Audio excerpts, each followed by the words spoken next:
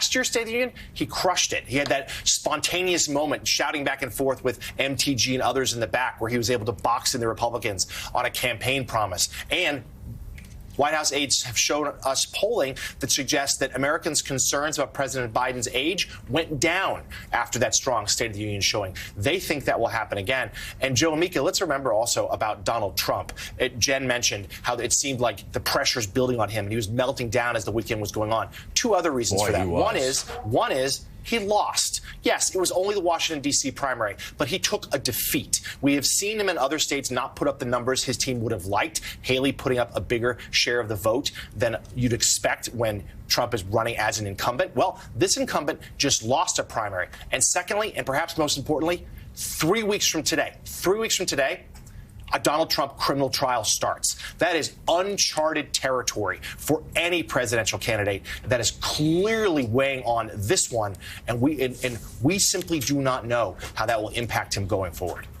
Well, let me also say, and Meek and I, who've known him for a long time, understand of all the things that are weighing on him is the crushing realization that he may have to start selling some of his real estate because he doesn't have the money to pay the bond. And that is what's crushing him the most. I want to get back to this, though. I know we live in an era of BS thrown against the wall by fascists and wannabe fascists. I've been talking, though, about gravity returning. And it has returned in the courtroom time and time again. People that are getting hammered for the lies that they tell, for the lives they've ruined, whether it's Rudy Giuliani in Georgia lying about two women who just wanted to volunteer for elections, whether it's the guy on InfoWars that lied about Sandy Hook parents, adding just immeasurable pain to them. He got hammered. Donald Trump lying about a woman that a judge says he raped.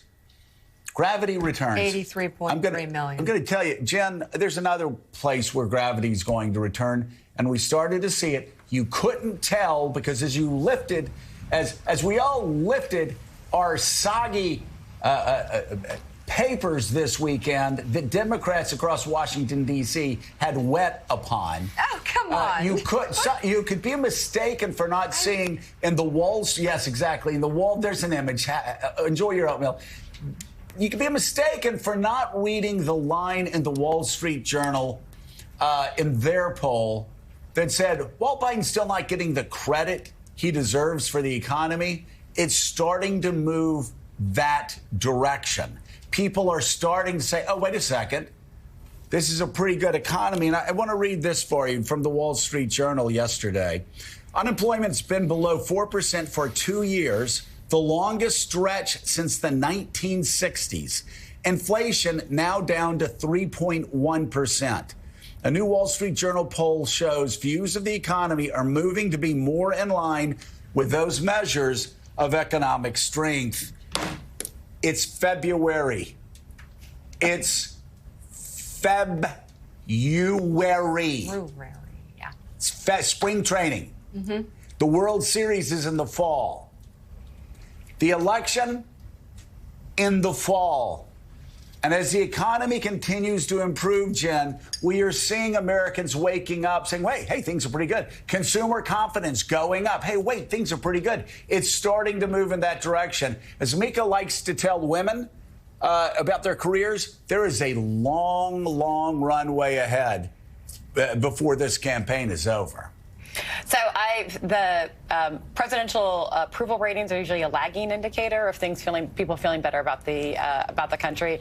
The economic numbers and people's confidence in that are going up. I have noticed, even though the president's approval ratings are low relative to other presidents, we are living in a different time period. Look at approval ratings across the globe, and you see Joe Biden is doing pretty well. But I have noticed that they are starting to tick up. And then, of course, Thursday night, the State of the Union, that is the opportunity to lay out for the president to lay out what will probably be a big audience.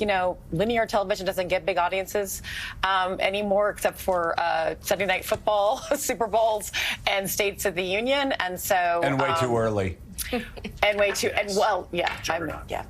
Thank you, obviously. I mean, as you know, I'm a big fan. But they get.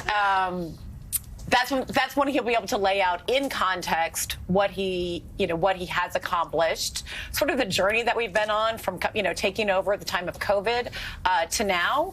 Explain why inflation was as high as it was, what they did to bring it back down, and then of course what he'll do in a second term. But I feel like that's the real starting gun for him making the arguments of what he's accomplished relative to the November election. And by the way, as far as ratings juggernauts, Mika, we know this. Of the 100 top shows last year, half of them were NFL games, half of them were Reverend Al's Politics Nation. I mean, it's just massive. Charlie Sykes, let me end with you. I must admit, this is all a bit foreign for me. When Republicans my old Republican Party, back before Trump's party liked losing, owning the libs and losing. But we Republicans used to, when we saw polls that didn't go our way, we go, okay, how are we going to destroy them? Let's go. There was no bedwetting. I'm just telling you, it was a cultural thing. We would get in a room, say, these polls suck. We're not working hard enough. We're not getting our message out there. We have to work harder. And we're going, I had somebody tell me once I wasn't going to win. They said, the voters don't want you, Joe. I said, I don't care if the voters want me or not. They have no choice. I am going to will myself to victory. And everybody kind of slowly backed away. But I promise, that was the attitude. Republicans used to have it. They don't have it now. Democrats bedwet in Washington, D.C. What's your advice to the Democratic Party with democracy, I will say it, on the line? Shine as bright a spotlight as you possibly can on this other guy. Ultimately, if this is a referendum on whether we want Donald Trump back in the White House, I think the Democrats are going to be in a stronger position. But you have to highlight all of this. You can't get distracted. And this is part of the problem, I think, of the way we cover these races. And I think it's Jay Rosen who made the point that the news media is addicted to novelty, what is new, as opposed to what are the stakes here. And part of the problem is, Donald Trump goes out and says, a series of, racist, demented, dangerous things. And people go, well, hey, same old, same old. It's not like it's a new story.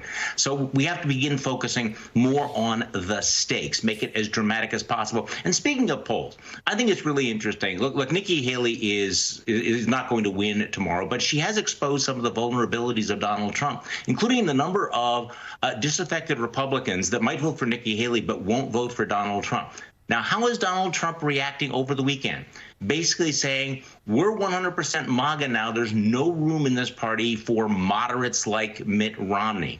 So there's no indication that the Republicans or Donald Trump is doing anything to bring back disaffected Republicans or even to appeal to swing voters. So you have Nikki Haley out there pleading with other Republicans, back away from the unhinged chaos, right? Let's have a return to normalcy.